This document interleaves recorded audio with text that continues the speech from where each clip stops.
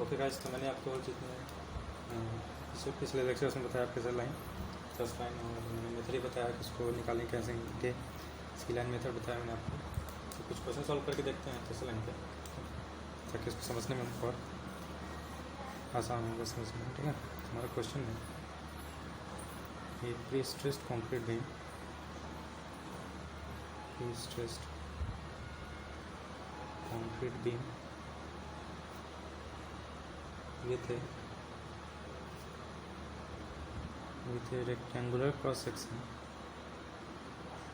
rectangular cross section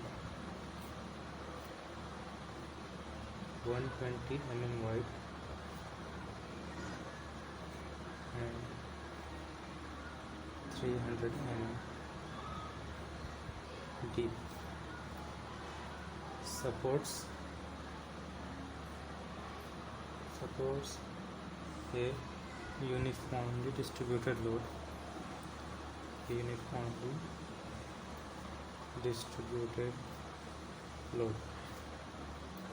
of 4 kilonewton per meter,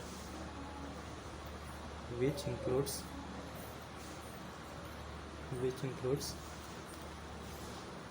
the self weight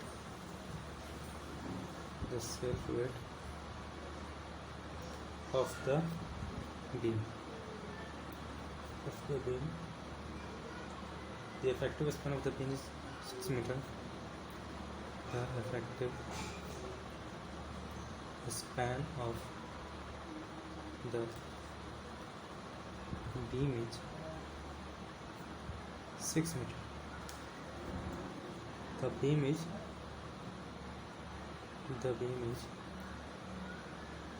concentrically prestressed by a cable carrying a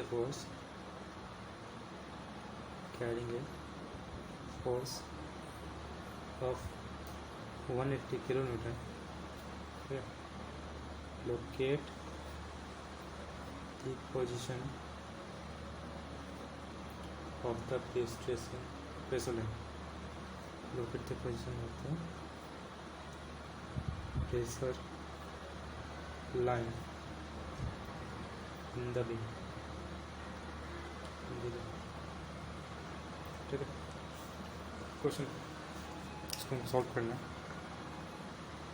क्या कह रहा है question में?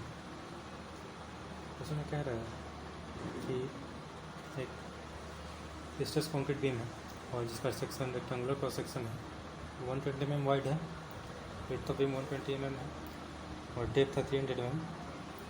है कि ये यूजल को सपोर्ट कर रहा है, यूनिफॉर्मली डिस्ट्रीब्यूटेड को, जिसका वैल्यू दिया है 4 kilonewton per meter। ठीक है, इसमें सेल्फ वेट इंक्लूडेड है 4 kilonewton per meter में।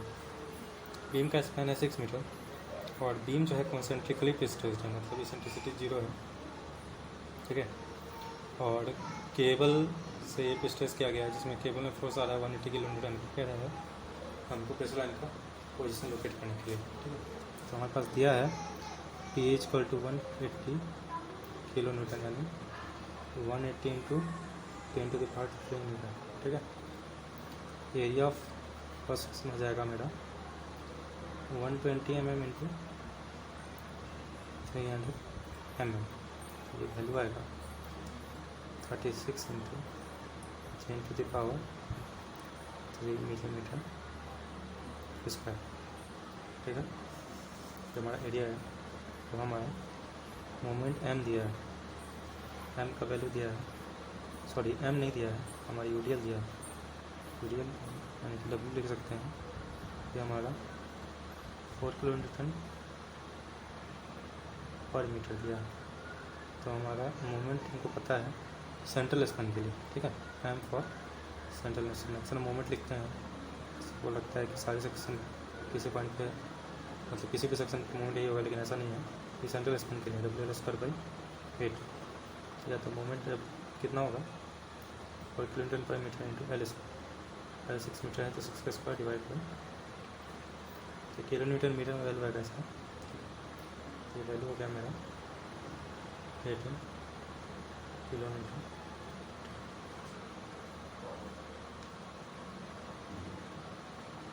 ठीक है, 18 किलो न्यूटन मीटर वैल्यू आया मीटर 18 इंटू 10⁻³ हमारा किलो न्यूटन से 10⁻³ मिलीमीटर में चेंज किया है 10⁻6 न्यूटन मिलीमीटर। ठीक है, ये चीज़। अब हम सबसे पहले हम सिंपल हम जो एनालिसिस करते हैं वैसे एनालिसिस करते हैं। तो सेंट्रल स्पैन सेक्शन पे मेरा सेंट्रल स्पैन सेक्शन पे देखना है। तो हमारा स्ट्रेसिंग फोर्स के कारण और जो यूडीएल के कारण हमारा स्ट्रेस आएगा टॉप में, एफ एट द टॉप, वो होगा हमारा P/A माइनस P/Z। लेकिन यहाँ पे इसेंट्रिसिटी 0 है तो P/Z को मतलब नहीं है, प्लस N/Z। ठीक है, तो यहाँ पे ये हमारा है 180 × 10⁻³ न्यूटन 36 × 10⁻³ प्लस M/Z। M हमारा है 18 × 10⁻⁶ न्यूटन मिलीमीटर। Z = I/Y। ठीक है, तो I हमारा हो गया, I हमको निकालना चाहिए था, हमने नहीं निकाला, निकाल लेते हैं। यहाँ पर I हमारा है B/12, तो 120 × 300 का क्यूब / 12। ये तो हमारा वैल्यू आएगा 27 ×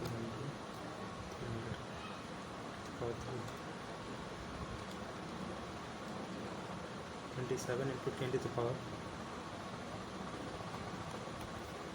7 27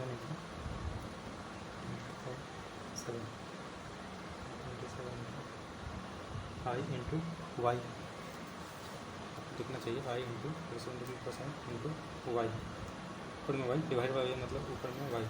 तो Y हमारा टॉप के लिए कितना हो जाएगा CG से, तो हमारा होगा 300 का हाफ 150। ठीक है, टॉप के लिए हमारा वैल्यू आएगा 180 ये तो कट गया 36.5 प्लस इधर देखेंगे तो 180 × 150। चलिए हम 180 नहीं 18 है तो 18 तो दिखना भी चाहिए 180 × 15। तो ये 0 और ये सब लेकर हम इसको ख़त्म कर देंगे डिवाइड बाय 27।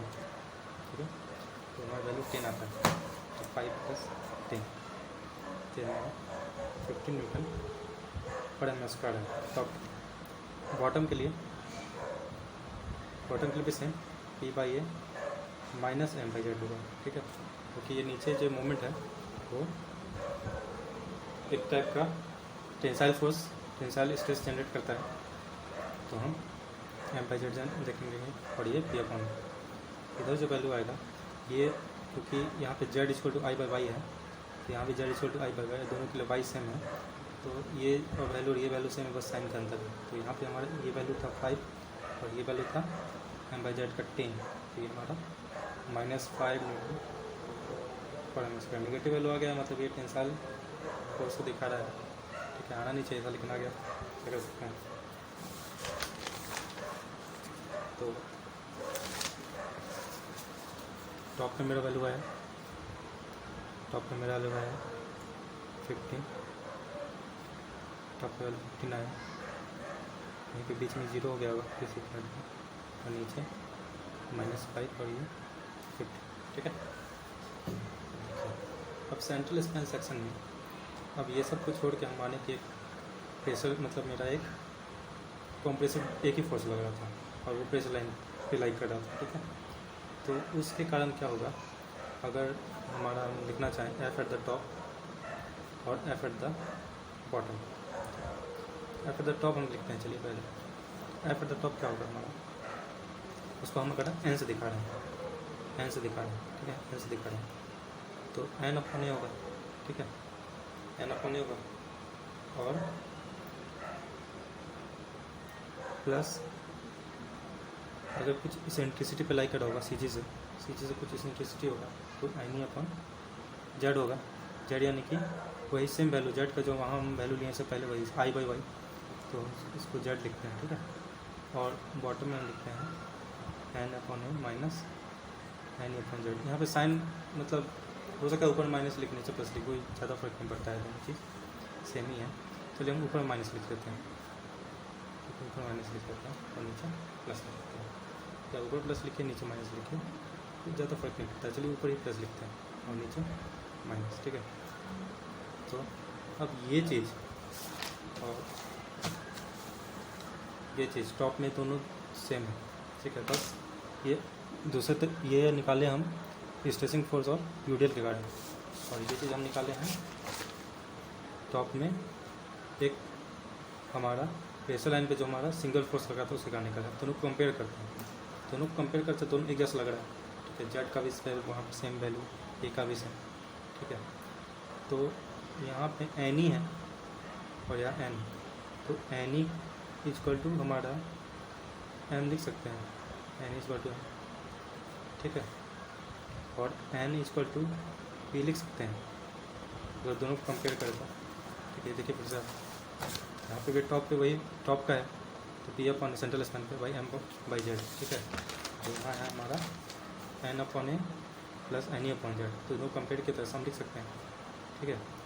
तब यहाँ से हमारा ई का जो वैल्यू आता है एम अपॉन एन आता है या एम अपॉन पी आता है, ठीक है। तो ये जो वैल्यू है हमारा एम अपॉन पी आता है, और एम हमको पता है, मेरा एम कितना है पहले निकाले थे, एम निकाले थे हम 18 किलोमीटर मीटर, और पी था हमारा 118 के 10.3 मीटर, ठीक है। इसको लिखते हैं 18 × 10⁶ न्यूटन मिलीमीटर, और नीचे हमारा जो एन का वैल्यू था, पी का वैल्यू था, वो था हमारा 180 किलो न्यूटन यानी 20 × 10⁻³ इसको अगर हम सॉल्व करें तो हमारा इक्वल टू 100 एम वैल्यू आता है, मतलब प्रेशर लाइन का आपको पोजिशन मिल गया सेंट्रल स्पैन के लिए इक्वल टू 100 मीटर। अब देखते हैं सपोर्ट एट सपोर्ट, तो सपोर्ट पे क्या है कि हमारा अगर हम एफ टॉप देखें कि स्ट्रेस और हमारे यूडियल के कारण, तो यूडियल तो हम पता है सपोर्ट पे क्या है जीरो, मोमेंट जीरो है, तो इसलिए हमारा क्या होगा, उसके कारण हमारा स्ट्रेस तो जीरो आएगा, तो सिर्फ एक ही आएगा पी अपॉन ए, ठीक है। और बॉटम पे कितना आएगा, वो भी पी अपॉन ए आएगा, पी अपॉन ए, ठीक है, टॉप बॉटम दोनों पी अपॉन ए। अब हम इसको अगर एन से देखना चाहें, मतलब अगर प्रेशर लाइन वहाँ पे भी एग्जिस्ट कर रहा था और वो एन था और कुछ सेंट्रिसिटी पे था, ठीक है, तो एफ एट द टॉप क्या होगा और एफ एट द बॉटम क्या होगा, तो एफ एट द टॉप ये होगा एन अपॉन ए और एफ एट द बॉटम भी एन अपॉन ए होगा। यहाँ पे हम इसेंट्रिसिटी जीरो होगा तभी तो हम इसको कंपेयर कर पाएंगे ना, इसेंट्रिसिटी हमारा जीरो है, यानी कि हमारा जिस जहाँ केबल लाई कर रहा है वही प्रेशर लाइन भी एग्जिस्ट कर रहा है सपोर्ट में। तो अब 3 पॉइंट मिल गया, इससे हम प्रेशर लाइन को ड्रॉ कर सकते हैं, ठीक है। प्रेशर लाइन हमारा ऐसा होगा, ये होगा, पहले हम केबल लाइन ड्रॉ करेंगे, केबल लाइन हमारा सी जी पे लाई कर रहा है, तो ये हमारा कहेंगे केबल लाइन, और प्रेशर लाइन हमारा यहाँ है 100 mm, और यहाँ पे जीरो और यहाँ पे जीरो, कुछ ऐसा बन रहा है, ठीक है। ये हमारा प्रेशर लाइन है, ऐसे सॉल्व करते हैं, ये हमारा सॉल्यूशन है। इसका 6 मीटर लिखते हैं इसका,